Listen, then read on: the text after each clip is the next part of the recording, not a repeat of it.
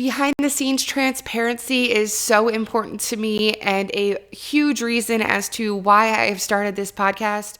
So that's why I am admitting to you that some of my tactics and techniques are driving me crazy because they are just not working. In this episode, I am going to tell you exactly what I have been up to, what I have been trying, and the honest truth about what's working, what's not, and why my head is absolutely spinning. Hey, it's Rebecca Boland. Welcome back to Etsy and Ecom with the Professional Mom, where I have been sharing all things Etsy sellers and beyond in order to learn how to start selling online and capitalize on those new skills to diversify other passive income streams online in the comfort of your own home and on your own time. If you are new here, welcome. This is a brand new podcast in 2025, and I am so excited that you have stumbled onto it to share your Etsy seller journey and hopefully grow some shops together outside of just Etsy. One of my biggest pet peeves in listening to various gurus is that many of them don't share full transparency about all of the details that are really vital in making strategic decisions, both for yourself and for your business. So for instance, you can absolutely say you are a 6-figure or 7-figure seller, but if you also have 6 figures or 7 figures in expenses, you're not taking that home in profit.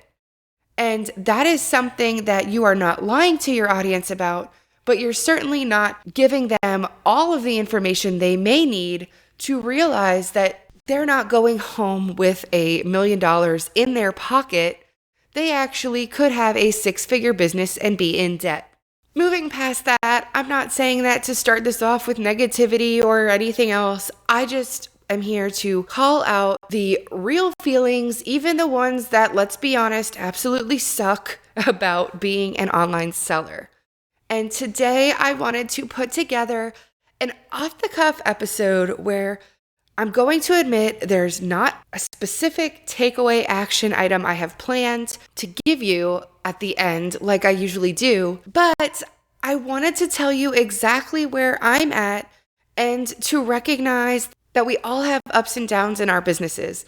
And even if you're a podcast host, like I now am, it doesn't mean that you have the answers to everything or the keys to unlock. Sometimes what needs a little bit of luck mixed in with your perfect strategy. In my early episodes, I have mentioned that I have several Etsy shops. It's actually 5 right now. And I know that's a little bit crazy, but I have wanted to dive into various tactics and I've wanted to try out different experiments. And I've wanted to have different shops from digital and handmade to very recently print on demand. When I first started Etsy in 2020, I took a course and I started selling physical tumblers that I customized with my Cricut cutting machine. If you're a crafter, you know Cricut or Silhouette, and printed out vinyl decals and sent physical products that way. And I did really well. I was able to start instantly making sales and make $1,000 or $2,000 in my very first month on Etsy. So I felt like I really had a strong grasp of the core concepts right off the bat, especially being able to break into a popular market like personalized tumblers. Fast forward, and I have 2 little boys and therefore could not keep up with demand and physically creating products. I knew that I wouldn't be able to commit to timelines to get to FedEx or UPS to ship things out. And I wanted to try out the popular digital products that were picking up. So I did create a shop, dabbled a little bit, created 1 or 2 good sellers, and then got another bout of shiny object syndrome.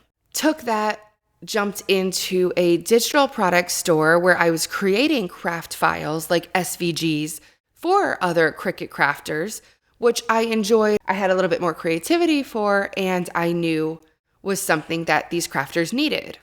With the classic evolution of business, of course, I became a little bit less enamored with that. turned my focus a little more towards business coaching and focusing on helping others grow businesses, as opposed to actually sitting down and doing my own graphic design regularly. And ultimately, those shops tapered off. I even put one on vacation mode, which I would not recommend now, but that's a story for another day. And now we are here where I have reopened the physical product shop that I first started with, but I have finally taken it into a print-on-demand shop rather than creating my own vinyl decals and shipping products out. So my newest endeavors are, one, that original shop, taking it off of a, I think, 2+ year vacation mode and trying to get it into the print-on-demand space, and two, taking my SVG for Cricut users shop and adding PNGs that I am creating with AI artwork and turning that into a more tumbler wrap shop with AI PNGs and sublimation files. Third, I did specifically start a new shop in a new niche with the intent that it will be only print on demand. And I'm hoping no personalized products, but it's still being figured out. All three of these things were really stemming from right around Thanksgiving last year. So late November 2024 is when all of these things started coming to mind. It might have even been early November because I started thinking about the Christmas season, thinking about how I could capitalize on that, especially with digital products. It was still over a month away. But ultimately, the most severe shiny object syndrome I've ever had, and I sat down and started them all. So here's where I'm going to hit you with the truth bomb, because it hurts me to come here and say, hey, I'm hosting a podcast, but some of my methods aren't working, or some of my trend analysis is not panning out the way I thought it would. However, that is the absolute truth of the business. That's the truth of my journey. And without being all mushy-gushy, I need other sellers to know that that's going to happen. We are going to have these peaks and valleys. We are going to take the strategies that we know work, and sometimes they may work for others, but not for us. And sometimes they just may take longer to pan out. So are we going to do good news or bad news first? Let's start with the bad news so we can end on a positive note. The bad news is that what is not working for me right now is the print-on-demand space. Here are a few things I am researching and trying to hash out. Number one is that the first shop that I switched to print on demand is the shop that was on vacation mode for years. I mean, like through both of my maternity leaves at work, through my toddlers, and then I was focusing on digital product shops. That shop was in complete hibernation mode. Now, I did bulk upload a lot of products in a short amount of time, really trying to focus on that shop and get it up and moving. And I was able to make sales for the Christmas season. I had a few products that did really well, and I even had one customer buy 16 mugs from me for a holiday party. So I had some traction, and I really thought if that's how December was, I'd be on track to continue doing well in January, even though we all know first quarter is not nearly the same as fourth quarter. However, fast forward to the end of January, and I made 2 sales the entire month in that shop. Only 2. And that was so disheartening, especially because one of those sales was a very winter Christmas themed mug, and one was a very specific Santa themed Christmas ornament. So neither of those were going to be evergreen items that I expected to pick up and continue to do well throughout the year. If I take a look back, and I am incredibly honest with myself about this shop, Here's where we're at. Number one is most of the products that I did launch were very Christmas oriented. So those mugs that did well were because they were based on Christmas themes. They did well at a Christmas party. They did well for coworker gifts. They did well for Secret Santas. When I looked at the couple hundred products I uploaded and I extrapolated what really I wouldn't buy after Christmas, even though a couple of those can taper in, I'm left with maybe 100 products that are year round.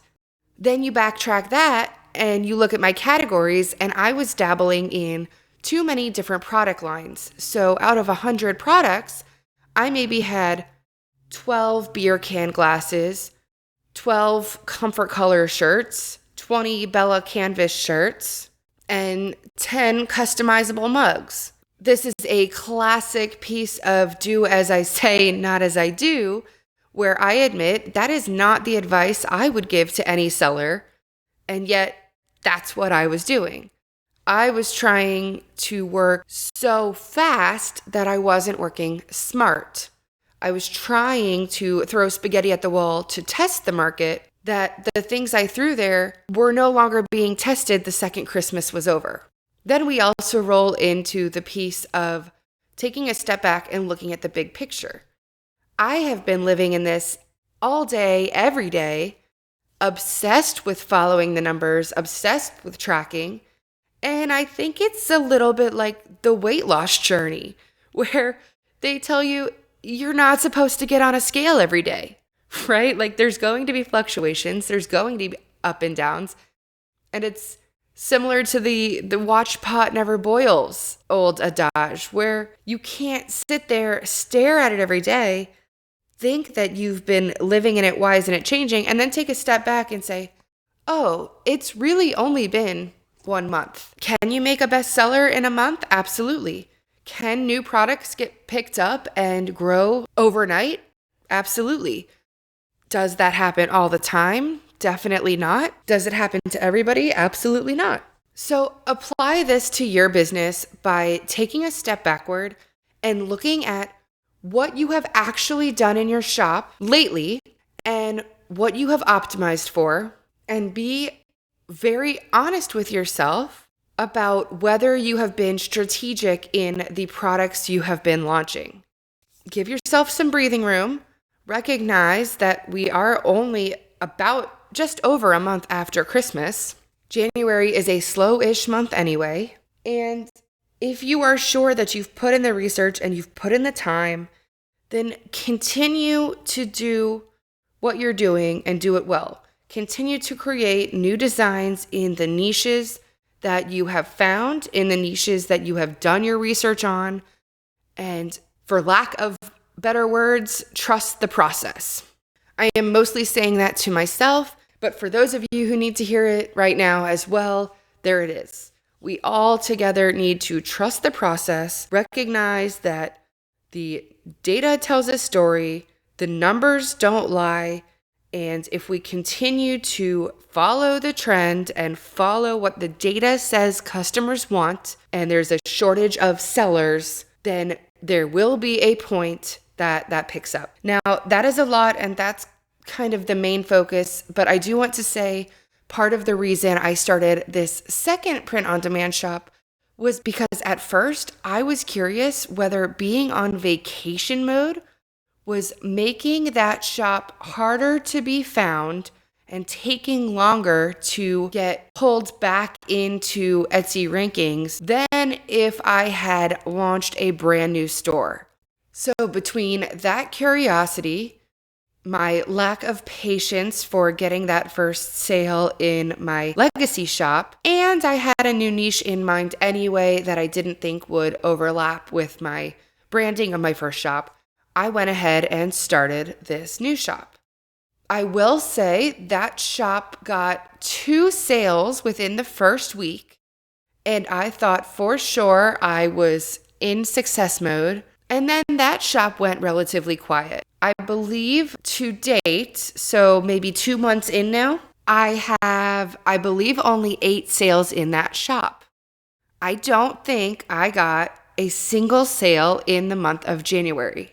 However, several of the honest pieces of constructive criticism I gave myself for the first shop do apply to this one as well, to the degree that even some of them I had been copy and pasting tags and descriptions.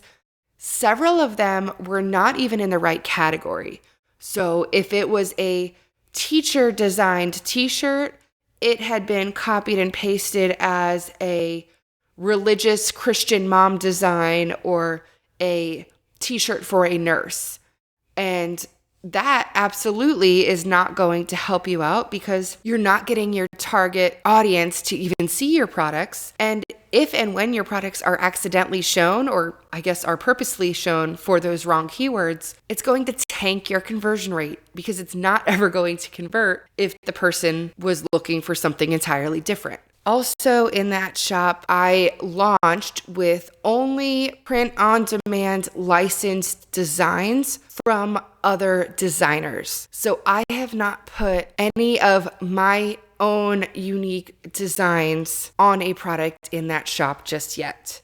That is another key piece that I have to be honest with myself about and honest with why those products are not going to stand out, because there is nothing incredibly over the top unique, absolutely can only come from my shop right now. And that is something I need to get in front of customers.